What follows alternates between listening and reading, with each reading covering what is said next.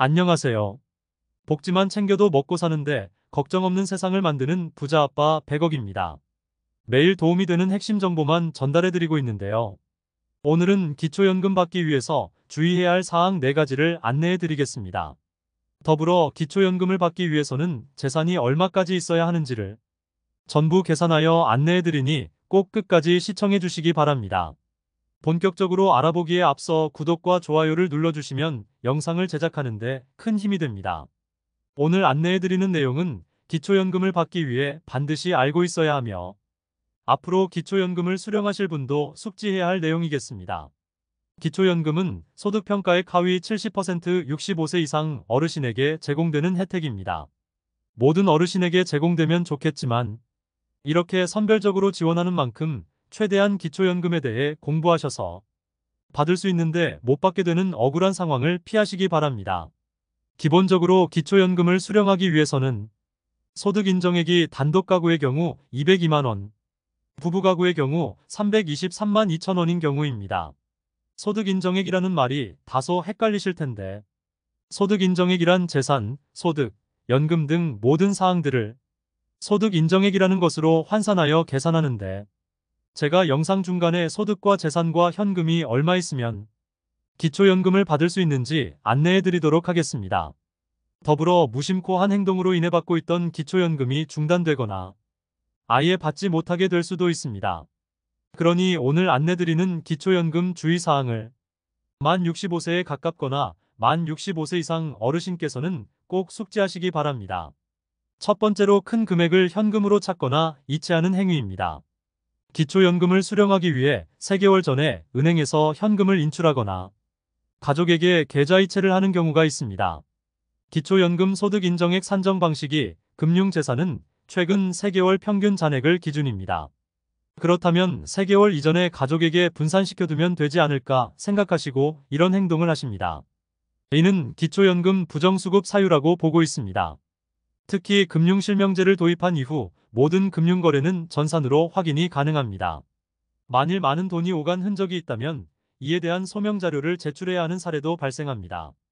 주택이나 자동차 매매 등 수천만 원에서 억 단위의 재산을 매매하는 경우는 정당한 사유로 인정되기도 하지만 단순 이체만 해둔 행위는 추후 적발될 경우 연금 환수 및 범칙금까지 물어내야 합니다. 기초연금 수급을 위해 고의적인 재산 축소와 편법 증여를 하는 경우가 많이 발견되어 최근 10년가량의 재산이나 금융거래 내역을 모두 조사하고 있습니다.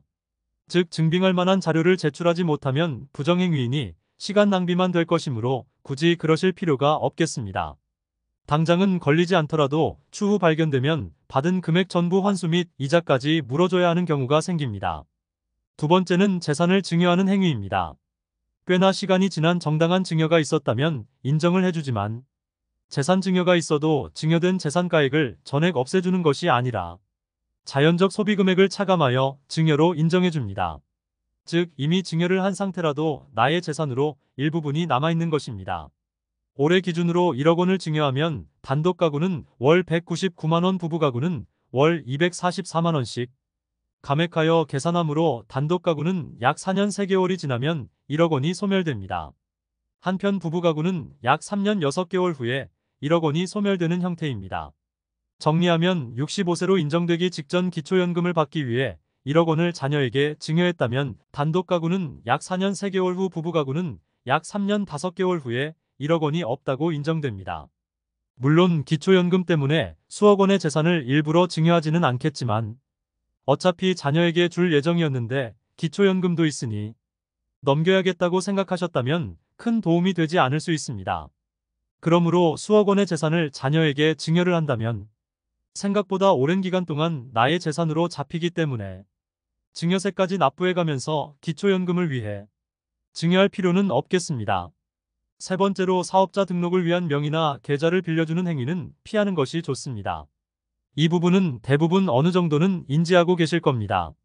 당연히 내 앞으로 소득이 있다면 그것도 기초연금에 영향을 미치게 된다는 것을요. 가족의 부탁으로 간혹명의 이전이나 계좌를 잠깐 빌려주는 경우가 많이 있습니다. 하지만 이러한 행위는 기초연금을 받기 위해서 피해야 할 대표적인 행동입니다.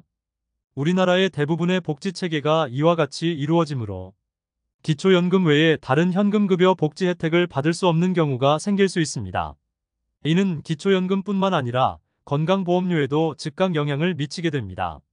앞서 말씀드렸던 재산의 경우 증여를 하면 건강보험료는 즉시 감액되어 계산됩니다. 이처럼 소득이 발생되면 발생되는 기간만큼 영향을 미칩니다. 만일 사업자 등록을 위하여 명의를 빌려주었다면 종합소득 신고를 한 다음 해에 건강보험료에 영향을 미치므로 뒤늦게 건강보험료에 영향을 미치게 됩니다. 더불어 기초연금을 수령 중일 때도 마찬가지입니다. 즉 기초연금을 받고 있다가 탈락되는 경우도 생깁니다. 나의 명의로 이루어지는 행위들은 나의 소득이나 재산으로 잡히니 조심하셔야 합니다. 마지막으로 많은 분들이 탈락되거나 감액되는 사유 중 대표적인 사례는 자녀가 자동차를 구매할 때입니다.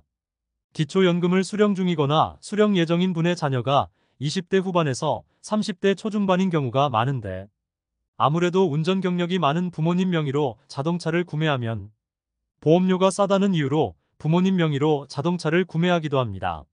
특히 자동차는 명의 비율을 선택할 수 있는데 자녀 90% 부모님 10%로 명의를 분산해서 구매하더라도 그 비율과 상관없이 기초연금 재산 산정 시에는 이 비율은 고려하지 않고 전액 재산으로 평가합니다. 단 1%만 명의가 있어도 전부 기초연금 산정 시 재산가액으로 평가됩니다.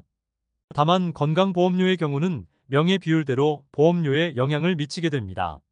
전기차의 경우 보조금까지 포함되니 실제로 4천만 원을 주고 매수하더라도 보조금이 수천만 원에 이르러 순식간에 재산평가액이 7천만 원 이상이 잡히는 사례도 보았습니다. 그러니 자동차 명의 분산도 아무 소용 없습니다. 이렇게 주의사항을 4가지를 말씀드렸는데 아직 만 65세가 되지 않은 분들의 경우 기초연금을 내가 받을 수 있는 건가라고 궁금증이 생기신 분들이 많으실 겁니다. 그래서 기초연금을 최소한이라도 수령하기 위한 커트라인과 기초연금 전액을 수령하기 위한 커트라인을 안내드리면서 오늘 영상을 마칠까 합니다. 크게 현금과 재산 근로소득에 의해서 기초연금 대상자가 결정됩니다.